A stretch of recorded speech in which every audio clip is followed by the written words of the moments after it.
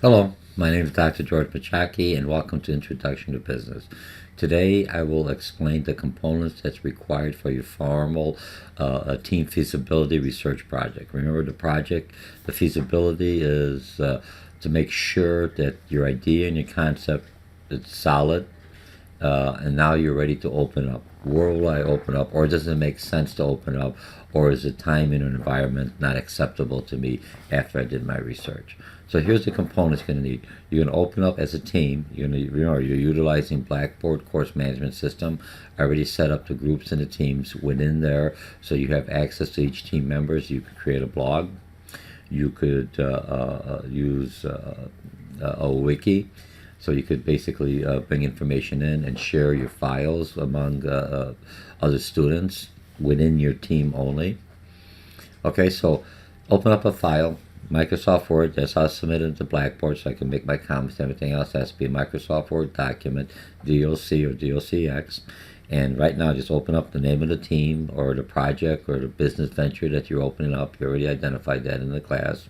And put in 7 headers: executive summary, market analysis, marketing, advertising, operations, critical risk and problems, and recommendation statements. What this project will do is take all the 20 chapters that we've discussed, the accounting, the finance, the marketing, and for you to able to take this and come up with a tangible action plan, or what we will call in this course a feasibility research, before we actually jump in and open up the business or venture or sell the new product in line. And most businesses do that going forward. Does it make sense? Are there customers? Could we? How long will it be sustainable? Who are our competitors? What should our pricing be? So you're taking everything you learned in this introduction to business, and you're coming up with a tangible item.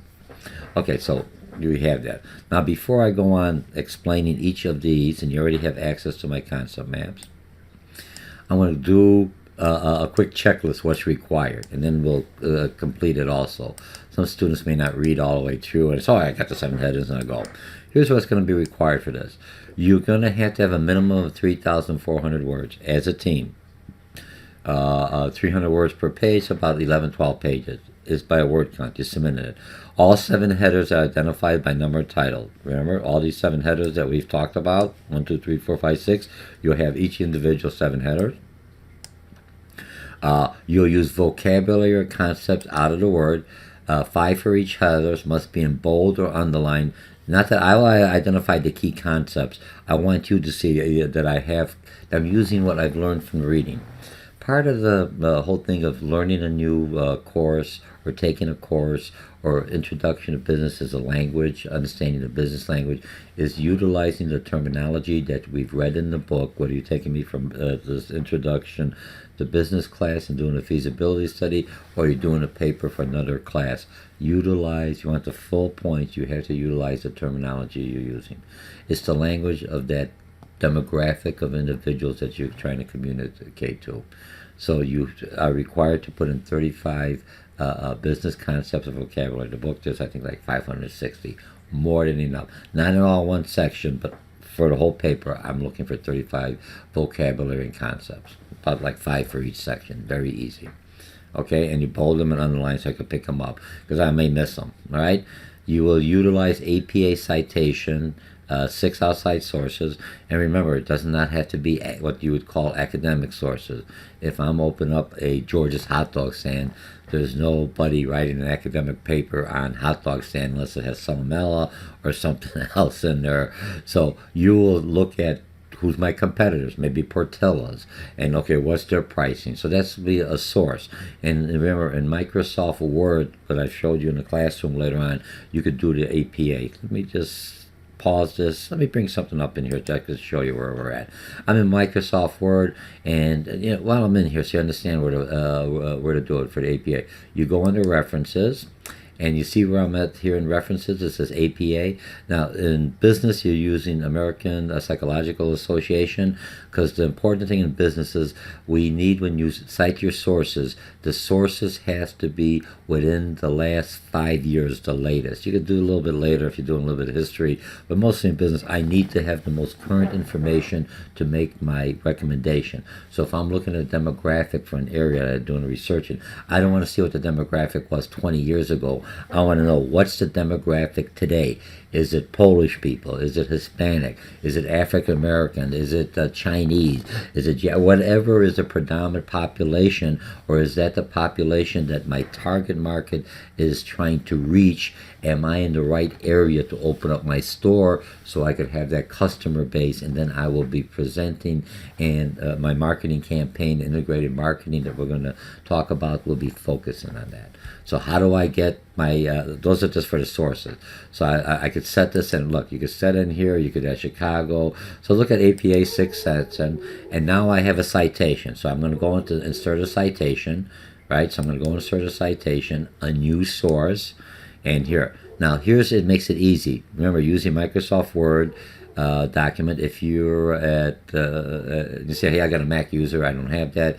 The college has Office 365 that's available to the school. Look at their website, look at their apps, click it on there. As long as you're a student at the college and utilize your email address, you could download the software, and they check it every so often to make sure you're still a current student at the college, but you have full access to Microsoft Office. That's PowerPoint, Microsoft Word, Excel, and other things. Just as a side note. Okay, so I'm going to go in here. Now, where did you get the information? Was it from a book? Or was it from a journal? Was it an article? Was it a conference? Was it a report? Did you find it on a website?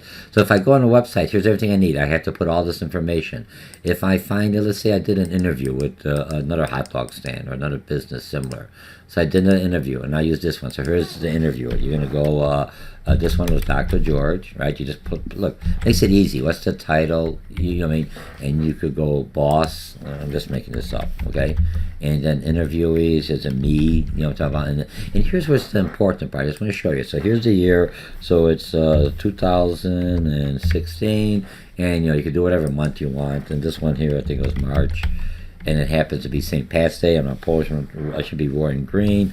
I apologize. I got green in my pocket. I'm a business person. It's the dollars. Just kidding. All right, so I have this, and then I'm just going to go okay. And you see how it comes in. So it tells me the name, the source, George, and the year. That's how I know it's an APA. So whenever you're doing your citation, and then later on you could go in and create a bibliography for this, and then your citations at the end, you'll find it at the end of the paper. When you save it and you complete it. Makes it easy. So when you sit on the citation, it puts you in the correct format. Okay, that's all I'm going to do on this one. So let me just close out of, minimize this. So far, so you got your 6 citations. Very easy to do. You do it in Microsoft Word, references, APA, and then with the book, stroll it down, whatever you're looking, wherever you got the source. And you will have in a proper format, and after you submit it, at the end, you'll have your citations, a full citation, and a bibliography if you're not citing anything verbatim. Okay, your grammar has to be written at the college level, utilizing the concepts. It's turned into Blackboard, and it will be checked through, turn it in for plagiarizing software. There's no way.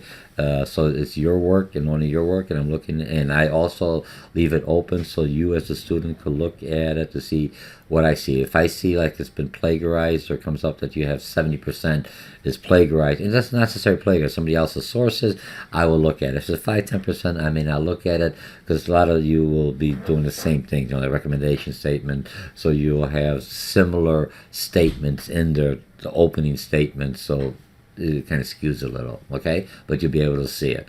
What I wanted, if you are quoting somebody, make sure you cite that. If you're using some references, make sure you cite it. Has to be cited in APA, so I see the year. I'm looking at the most current year for the information. Kind of making decisions now. I need to make sure what's the demographic now, not 10 years ago. What is it today, and how do I reach those customers? Okay, one paper for all team members. Now, this other thing is with the CATME is comprehensive assessment of team members' effectiveness, and I've discussed that before. The paper may be worth 150 points, 125, depending on the course you're taking me with. After you, as a team, work together and complete the paper and you submit it, in the paper, each individual will identify... Oh, I forgot to put this in here. Let me do this right now since I'm live. Insert. Each individual will identify the area she has worked on. Okay? That makes sense? That's part of your check mark here. I put it up in here. So if I worked in the, if I, George, did recommendation statement, executive summary, I'll say recommendation statement, executive summary, my name's on there. If George and Sally worked with me together, both of our names are on there.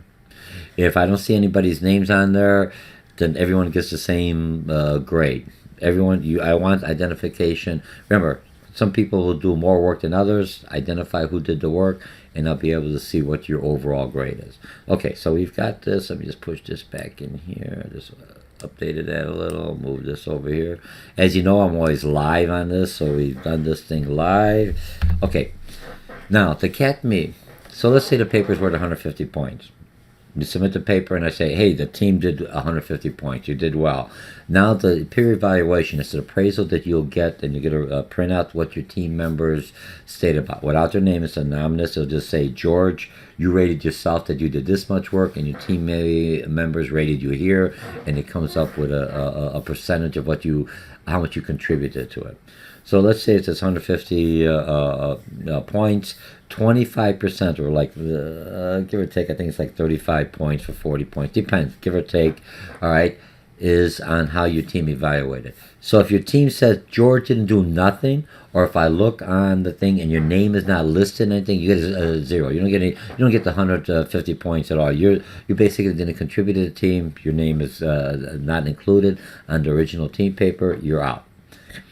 Now you did some work, but very little. So now I look at what you produce, but you did a little here, but you didn't interact with the team. You didn't help the team. You didn't work as a team member. That's it's not only the paper, it's how do I interact, the emotional intelligence within the team that this project's supposed to do.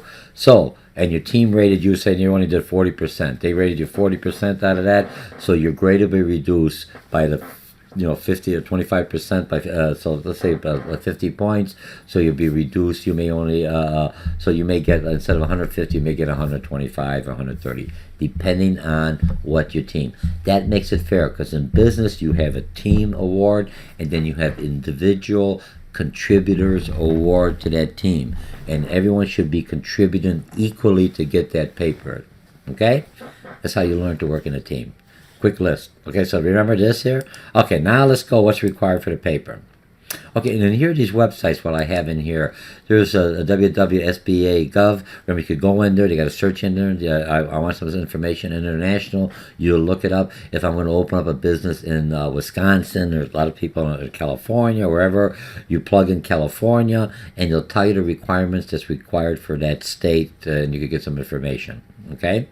Department of Economic Commission, Commerce, State of Illinois, that's where we're out of, bureaus.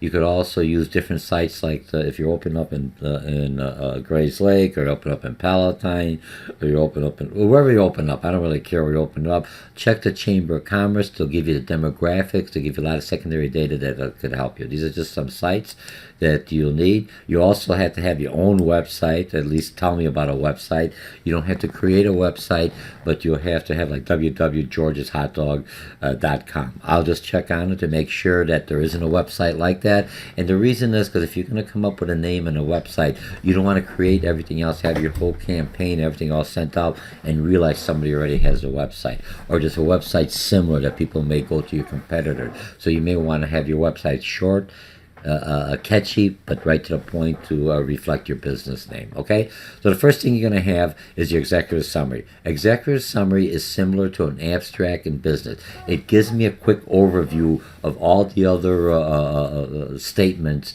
Or it's like reading a book. I open up, what's this business about? And the reason this is important, if the executive summary has to be written well to catch my attention and just give me a little bit about everything, so I will read the whole paper if I'm an investor. And what happens a lot of times with an investor, they'll read the executive summary and they say, oh, this is a good idea, but my specialty may be in marketing and market analysis. I don't know nothing about advertising. I may know nothing about operations. I may know nothing about the cost structure or something else.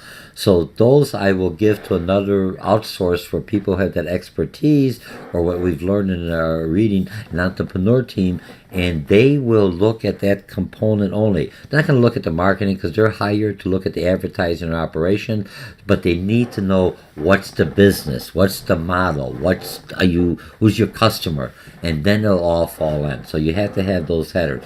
You do not start off this paper like you would in an English class, and you would say, today was a nice sunny day, and oh, I decided to open up a business. No. Executive summary, right to the point. Here's my business, boom, boom, boom. Here's my market analysis. Give me the heading, and then so I can look at that section and understand. Now, you could use a program. There's a program, Business Plan Pro. It does the same thing. I adjusted this because I'm utilizing some of the questions and some of the concepts, which is the standard in business when you're doing a business plan. This is the first step to a full business plan. Is why spend all that time and energy if you don't think it's feasible up front. This is just to say, yes, there is a market. Now I will spend more time and energy and develop it more. So it's a start here for you. Okay? So executive summary is like an abstract. And let me go in here. Let me just close some of these up here. Okay, I got them all done for you. Now, you will have your concept maps. I give you the first tier. So if you know it's the first tier, not to freak you out, but some of you who will take me for an entrepreneur class or a higher level, I will expect more out of you. But for right now, you just need this first tier. So what does it do? It allows for a quick overview, right? Appears first, but is done last. Prospective lenders, investors, new business. Tell me a little bit about what's the company. Tell the history. I like hot dogs, and I'm going to make my own hot dog, but you can't make a hot dog like I do. It's just a business. It doesn't make a difference. Hot dogs, look, hot dogs, that's small. Portillo's pretty large operation, does pretty good just on hot dogs is what brings people in. Okay? New business venture. What's your business concepts? What's your needs? What distinguishes you from your competitors? Okay. What's your product and services? These are all like subtitles within this executive summary. Okay, describe it. Any patents, any copyrights? And some of this is hypothetical. You said I already have a copyright, or I have a pattern out there. What's the logo? Remember, what's your name? It's like once you create the name, your whole business is going to be built on that. So try to find a name that's not offensive. Try to find a name that could go international. And not just use the name real quickly. Piggly Wiggly is around this area. Some of them are closing up. And that's good, real catchy here. We have no problem. But what Piggly Wiggly sell in the Middle Eastern countries, or in the Jewish community, where pigs are considered unclean animals. So they may not have that. So Piggly Wiggly may not go well there. Do you see what I'm talking about? So try to find a name that, if you look at Visa got a name that's international, and you could have a name, George's Hot Dog Stand, no problem. You got Kentucky Fried Chickens out there, but think of a name that's catchy, short, and something that will kind of identify your product if you can, and then you can give a logo. Any future development, always any kind of research. Yes, we're up here, but future we might want to expand. That's what investors like to look at. What's my market potential? Just say, hey, I have a potential. Here's my target. Don't tell me everyone. Who are you going to spend? You got to get somebody in first before you get everyone. You got to pull them in a little, and then you get everyone. So who's your market? A website. So I'm going to have www.georgeshotdogstand.com. That's all you need. I'm talking about. If you're doing my PowerPoint presentation, you will just have the first. If you take me for marketing, you actually create a website. But in this course here, Introduction to Business, you will just have a picture of George's Hot Dog Stand. Because remember, most of the websites you're basically cutting and pasting in there, unless you're a programmer. But there's a lot of services out there that will help you create a website with their software as part of the service for utilizing their assistance. Okay, international, any kind of international. Okay, human relationship. Tell me when you look into staffing where you're going to find your employees. You can say I'm going to just hire them on the streets, or if I'm opening up a cafe in a college, I'm going to try to use the college students. Who are you going to recruit? A little diversification. And I'm just looking, right now, I'm not looking for everyone. In a real business plan, you'll have every different job title in there. Right now, I'm just George's hot dog stand, or open up a hot dog stand, open a cafe. What is the most critical individual in that operation that you have to have a job description and job specification? I'm just only looking for one at this stage in this course here. So if I'm opening a restaurant, do I need a manager? Yes.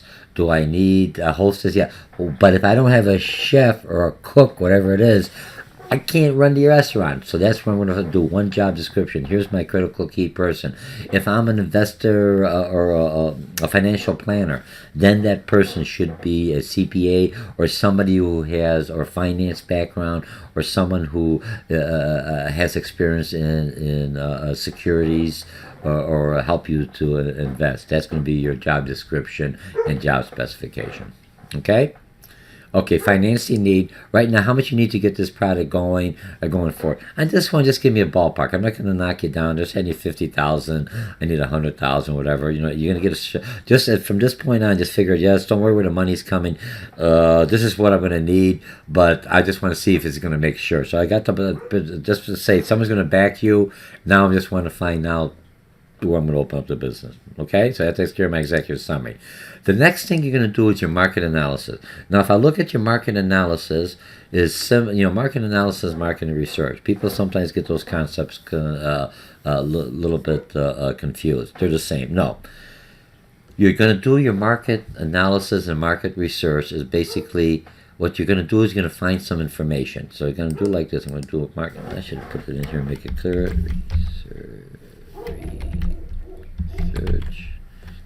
Research/analysis. Okay? See, I'm clearing it up as it is. So what are you going to do with your search? You're going to find out first, identify who is your customer, target market, who you think is going to buy your product. And a lot of times you're doing a venture, something that you are a customer, or you kind of have an idea how you get to your product, so you have some idea. Target market demographic. What's your niche?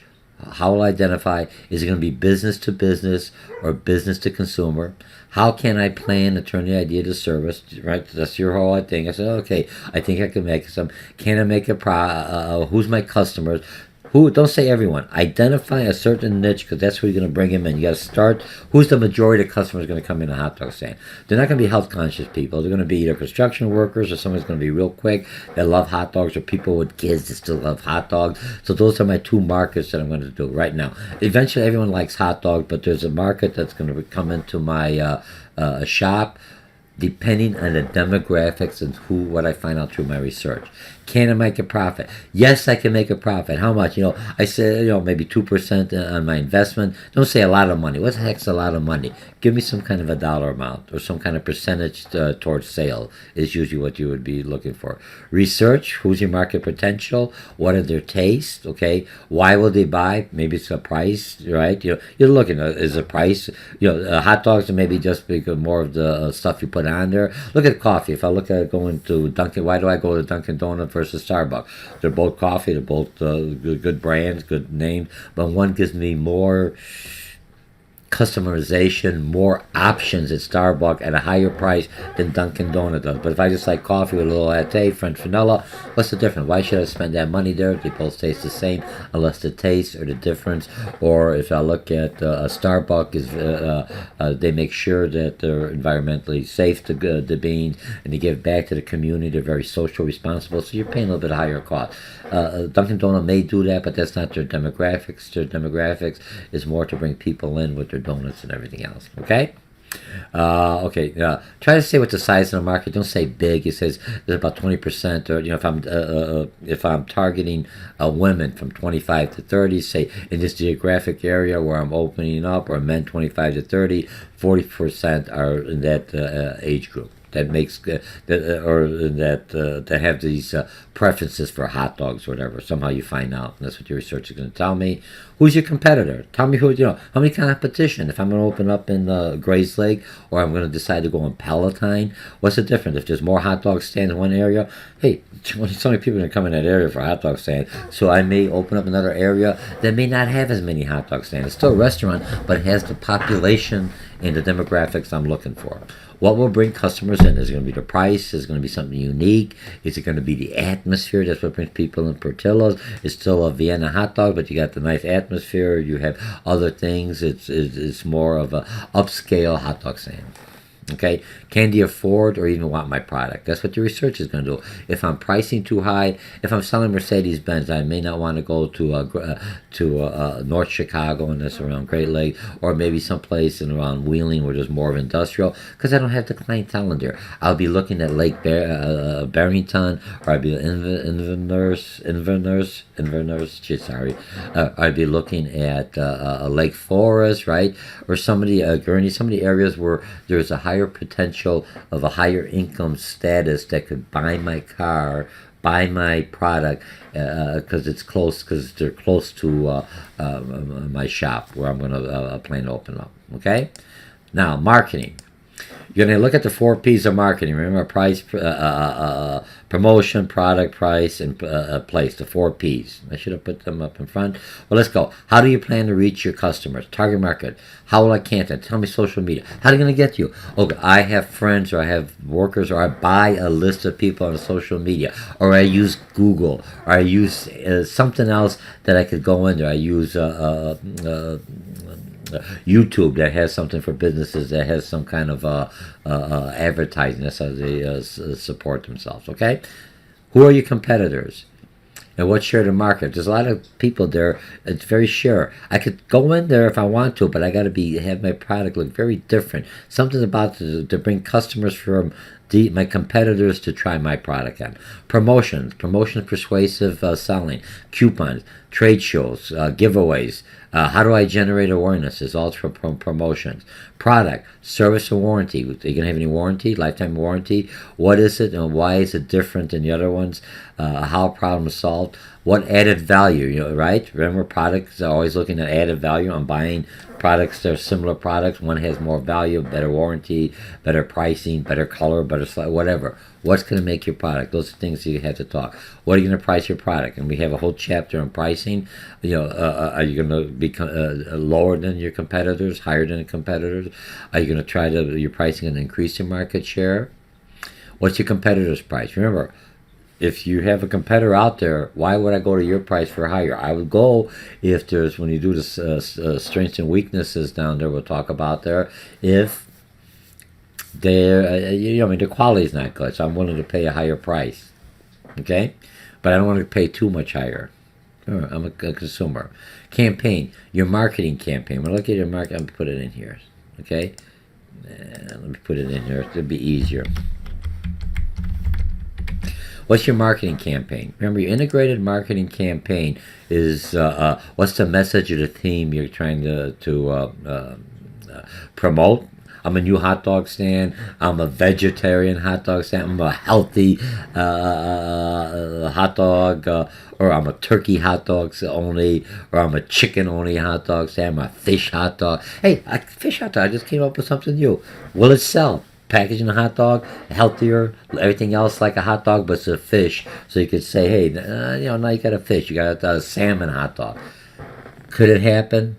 I'm an idea. I'm a business person. Who's my market? If I'm doing for people who are looking like fish and everything else, they may want to be with everyone else. You got people who eat hot dog but feel like they're left out. So now you have a hot dog that has a fish hot dog for those healthy conscious people. Just an idea. If somebody takes it, make sure you heard it from me and try to help me out. All right? Okay, so what's your international exporting or importing? Are you going to do any importing, exporting products or services? What's your distribution? How are you going to get it? Just a little. I'm going to buy it from a vendor or something. Now, your strengths, weaknesses, and opportunities. In your marketing campaign, when you're going to go into advertising and promotion, what you're trying to find out about your competitors with some of the exercise you did in the class. Remember, you already written it and submitted. Make sure you utilize that. What's your strength? If my strength is I've got a veggie hot dog or a fish hot dog that nobody else has. That's a strength. And what's my weakness is no one's ever heard of it. It may not sell, but the opportunities I may open up a new market. You got Burger King going into the hot dog business now because you want to expand their market other than hamburgers. Okay, and what are the threats? So strengths and weaknesses are internal to the organization. Opportunities and threats are outside.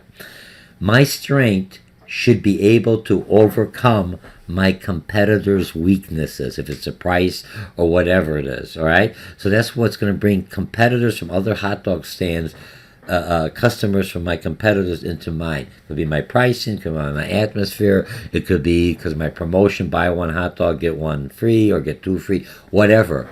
They have to come into the establishment first. That's what they're marketing. So what's my idea? What's my theme? How do I bring them in? Once I bring them in and they taste my good or use my services, hopefully they're going to come back. But if I get them in, I could get some data, I could get a listing, then I could sell back to them. Okay?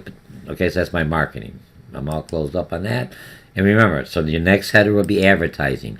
Now, when I look at advertising, here's a media selection. If I'm advertising to baby boomers, we still read the papers, we still get the newspapers, we're still old-fashioned, not all of us.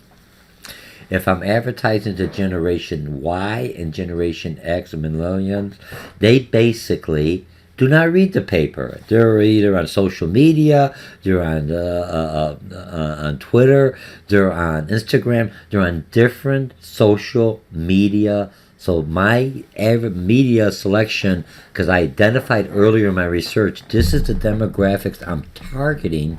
My media selection should reflect that. That tells me I understand my customers, how I'm going to reach them. If I put in a paper, well, none of them are coming in there. They don't read the paper. You have to understand your customer. That's what your research did, okay? You could use billboards. Where you put billboards, I'm trying to do inexpensive. Direct mail.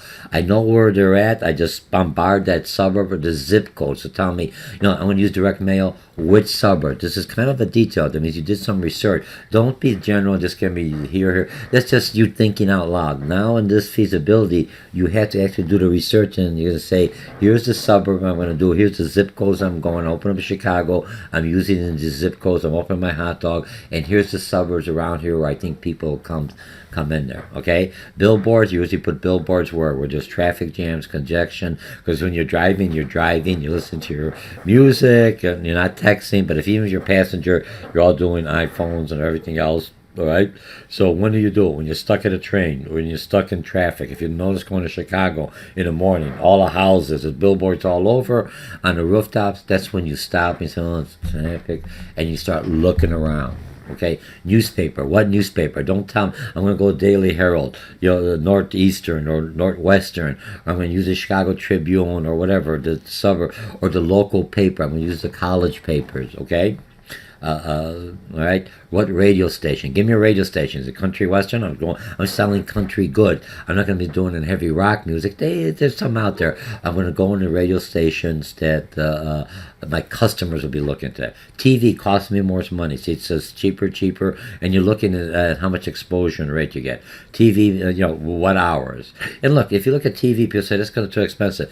Look, you go cable TV direct, you could go exactly in the suburbs you're doing. Why advertise nationwide, and people are not going to go, even in Illinois, they're not going to drive all the way from south side of Chicago if you got a business in Palatine or in Grace Lake. That's too far. You're going to go something closer. Why spend that money? Because you're reaching people that will never be in your operation. So what you basically do, you will use direct TV, and you'll be able to specify, even when you do your ads in Google with the search, you can specify it by the area.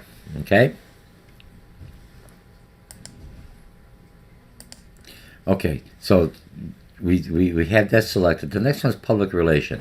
When I look at public relations, real general, if you take me for an advertising class, I'll get a little more detail. Public relations, remember, advertising is a non-paid communication that it's a paid communication from the business. So advertising is a little different than promotion. Advertising is my communication media. How do I communicate with my customer base or my market base? Public relations is part of the advertising because PR.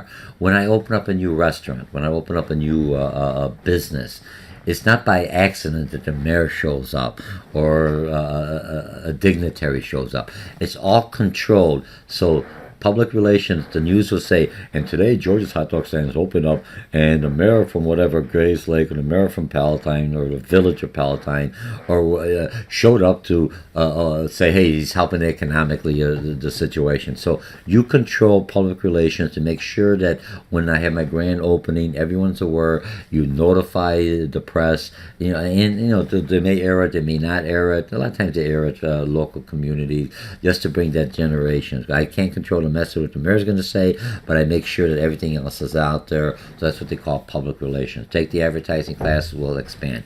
Remember, in this course here, the Intro to Business, you're doing 21 chapters. It's a survey class. It's just an overview of everything else. Here, what I'm trying to do is take all this pieces, all this knowledge you've learned, and put it into one tangible product you could come back out of. But if you only know the definitions and a concept but don't know how to apply them, I don't need to hire you. I'll just Google it because it costs me a lot less. Okay, so now you're looking at your ads. And then when I see the dollar signs, each one costs much. You only have so much money. In your business, you want to get the most bang out of your money, right? You want to take as much as you can to get the most exposure and frequency of your advertising. So you have to be, you gotta be a little truthful. Everyone wants TV. If you've got the money, fine. It's very expensive, but like I said, use a direct TV or late at nights where the rates are lower. It still could be manageable. Still could be a good return on your investment. Okay, ads, print, coupons, what size you use, colors, you use black and white. Remember, strengths and weaknesses in the advertising again. Why did you select this ad? And when are you going to open up? I selected this ad because this ties in with my target marketing. What's my advertising plan? When I look at advertising, it comes into when you take it for advertising. It's just a general idea. Exposure. How many people will see my ad? Billboard. How many people get stuck in the traffic there? How many people read the newspaper? How many people listen to the radio station? That's how they sell it to you. We have a market of so many people that listen to our station. We have a market of so many people. This is demographic that will read this paper. And now your response. You're looking at effectiveness, efficiency. I paid for the ad, how much is it costing, and the frequencies, how often do I want to run the ad. One time may not be enough if you're a new business. Sometimes it could be weekly, it could be monthly, whatever it is. Right? So those are your advertising. What's the cost associated? So you run it at the ad the first time, the 3 months, you're going to find out, hey, I don't get any customers. I said, where did you find out about? No one. You find another media. Don't give money to something that's not generating customers. I'm not saying you're going to buy. You got to get them into the store. You got to look at your product, to talk about your product. Then they're going to buy. Okay, e-commerce. Everyone's going to have e-commerce. There's just life about it. Everyone, I could come to the store. Will you ship it to me? Will you bring it to me? Is there customers out there? Because the store's out of my area. It's just something I could sell to them. It's another source of income coming in there. Another product line that we talked about. What's your promotional mix? And promotional mix, you're going, is it my, what's my advertising? I got radio, I got news media, I got direct mail, I got somebody out there waving, looking like a big hot dog. What is your promotional mix? Is it going to be an international exporting, importing? You may be selling something overseas, and some students in my class are from overseas. They may be from Egypt, they may be from Iran. I got a couple. I got from Saudi Arabia. I got from Japan. And they're coming here, learn about American process, and they're going to want to open up and utilize some of the techniques that you've learned here and see how I could accommodate and adjust it to the culture I'm going to be selling. It still could work. People are people. Good deal, good price, good quality. You can sell your product, but how do I promote? How do I set up my shop, my atmosphere? Okay? So that takes care of advertising. We're on 4. Now your operation. Operation is pretty good. Location, facilities. Where are your advantages? Why did you select the location? You don't have to do it. I'm going to open up in a corner of whatever, 25th Street and Martin Luther Drive, or I'm going to open up on Roselle and what do you call it, Algonquin Road or whatever. Why did you pick it up? I'm going to pick up on this corner. Here's I saw it's a strip mall, it's a shopping mall, it's a Woodfield Mall, it's Gurney Mills Mall, whatever. Here I'm close by. Here's why I selected the location. What's the physical space? And give me a general idea. Do I need a big building, a lot of building? I'm going to lease a building. You just give me general information. You don't. Most businesses starting off are not buying unless they're with the building, unless they have the capital. they basically will lease it out and get the business running, and then after a while they may move or they may expand to their own facility. What kind of equipment I need, future expanding, what's my fixed cost, just a general. We already will had that when we did the accounting. So you come up, what's my fixed cost, what's my variable cost, can I make a profit? Fixed cost, I need the equipment, what's my variable cost on there? And we'll get that on. I'll go real quickly. What's the labor force? Can I find them? And the high school students are going to have special training. Am I going to do any kind of outsourcing? What's my distribution? I'm going to have the supplier or Vienna hot dog drop it off, or some distribution real quickly. And we've talked about that in class, and the author gives you some selection. All right, this one I don't expect too much. Remember, some of the stuff you're making up, you're thinking out there, you could research it, and you're just doing your best guess estimate at this stage. You're doing a feasibility study. Then after then you could say, hey, I understand the market. I can see. And it's all determining when I open up and could I make a profit. What are going to be some critical risks? You look at launching your business, your product. Look at them. What will happen if I'm opening up a electronic tobacco shop? I'm just saying that's something that's out there. You see them out there. They say that it's better than smoking, but now to find out there's some problems with that. There's some people that are maintaining it. They're taxing it. They're controlling it just like they would a cigarette and everything else. So now things have changed a little bit on that. What are the risks? They may stop me altogether. I might have to have more disclosure. It could be something else like to do on the sale. I don't know. What's the critical risk? This is just your assumption. These are risks. How could I overcome them, or could I overcome them, depending if they're implemented? I'm just thinking out in the future. Is there going to be any global influence, or is there new regulations? Okay? Now, so we talked about, so now you got all the 6. Remember, everything is in here. You talked about the executive summary. You sold the idea to me. I read all your paper, and now you're going to give me a recommendation summary. What do you recommend? After I've done the feasibility study, you're going to say, yes, this is the best, the product, the location, everything else worked. Select it because I could get a return on my investment by 2%. The demographics, this is a need for my customer base, my competitor. Don't give me a yes, it's a good idea. Explain it why, because this is the last thing I'm going to read, and in my mind I go, oh, wow. Yes, now I understand it. And remember, when you're doing your paper and you're writing your paper, I don't want to hear your names unless just identification, what section you did. If it's George's Hot Dog Stand, you keep on talking George's Hot Dog Stand. Your logo, someplace in there, always no longer it's the hot dog stand. It's the name of the company. So when I'm an investor, I remember I look at several proposals that I want to invest as an angel investor, or several proposals, or you're submitting it to the government for some kind of grant or some kind of assistance, and they're asking for a business plan. When you're ready to do a business plan, you at least say, I recommend this for these reasons. If I say I don't recommend it, after I did the research, no, Lake Forest or Barrington is not the right area for me to open up. Maybe the area for me to open up will be Schaumburg, and maybe it may be a Mundelein. Right? So your recommendations, let's open up here, and I'm going to do another feasibility study to find out that that area will saturate. Right here, that doesn't have the demographic. It has too much competition. The regulation doesn't work, and that's what I want to do. Because I, as an investor, may say, okay, I can see you're not recommending it here, and because of these constraints, but I may say, I could overcome those. But you have to list them, okay? And that's your whole paper. So, are we good? Sounds good. So remember your quick overview, minimum 3,400 words. Identify all 7 headers we talked about. Vocab at least 35. And they're in bold or italicized or underlined. So it's more for you, so you know you got 35 and not points, and you're not going to get the full points as a team. Come on. You have 5 or 6 people. Sometimes the teams are 2 to 3. You still could manage. All this work was done by one individual. I've done this a little bit differently because it's a team project now. Because a lot of the schools or the colleges, they're looking at teamwork or what they consider collaborative learning. How do I work together and share ideas and communicate and try to sell my ideas and work with people who have different ideas or different views and still come up with a product that's very vital and profitable. and sustainable.